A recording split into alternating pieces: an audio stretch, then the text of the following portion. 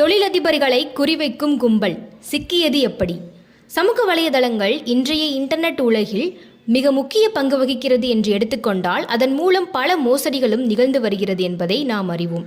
முகநூல் பக்கம், போலி இன்ஸ்டாகிராம் ஐடி, ட்விட்டர் மற்றும் பல ஆன்லைன் மோசடிகள் நடந்து கொண்டுதான் உள்ளது.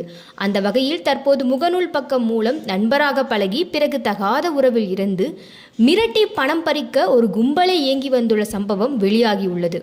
அதாவது சேலம் மாவட்டத்தில் தொழிலதிபராக வலம் வரும் நித்யானந்தம் திருநெல்வேலி பாளையங்கோட்டையைச் சேர்ந்த 40 வயது பெண்ணான பானுமதியுடன் முகநூல் பக்கம் மூலம் நண்பராக பழகி வந்துள்ளார். இப்படி 3 மாதங்களாக இருவரும் நண்பராக பழகி வந்துள்ள நிலையில் பானுமதி அடிக்கடி நித்யானந்தமிடம் பேசி வந்துள்ளார். அப்பொழுது கடந்த ஏப்ரல் 29ஆம் தேதியன்று பானுமதி நித்யானந்தமிடம் ஆசை வார்த்தைகள் கூறி தன் வீட்டிற்கு அழைத்துள்ளார்.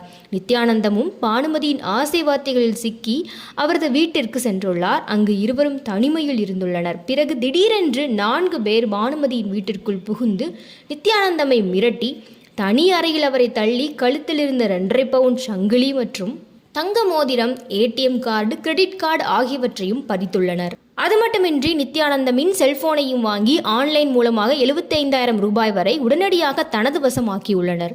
மேலும் அவரது ஏடிஎம் கடவுச்சொல்லையும் அவரிடமிருந்து பெற்று 60,000 ரூபாய் வரை ஏடிஎம்மில் இருந்து எடுத்ததோடு நித்யானந்தமின் காசோலையில் கையெழுத்தை பெற்று 10 லட்சம் பணத்தையும் வங்கியிலிருந்து எடுத்து நித்யானந்தமை கடத்தி சென்றுள்ளனர்.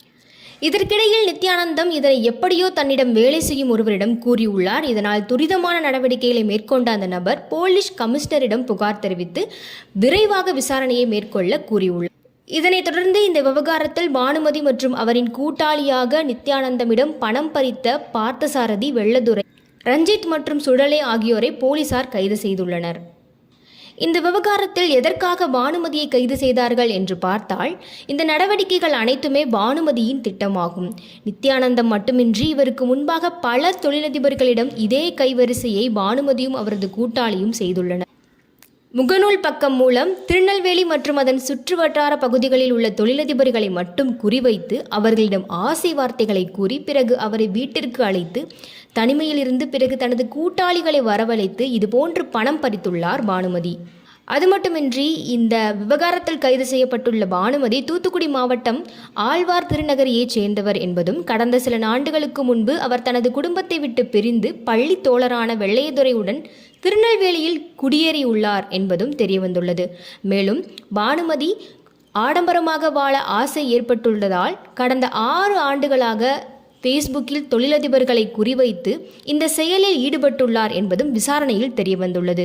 இப்படி திட்டமிட்டு தொழிலதிபர்களிடம் பணம் பறித்து வந்த பானுமதியின் செயல் தற்போது 6 வருடங்களுக்கு பிறகு அம்பலமாகி இருப்பது அப்பகுதி முழுவதும் பெரும் பரபரப்பையும் தொழிலதிபர்களிடையே அதிர்ச்சியையும் ஏற்படுத்தியுள்ளது.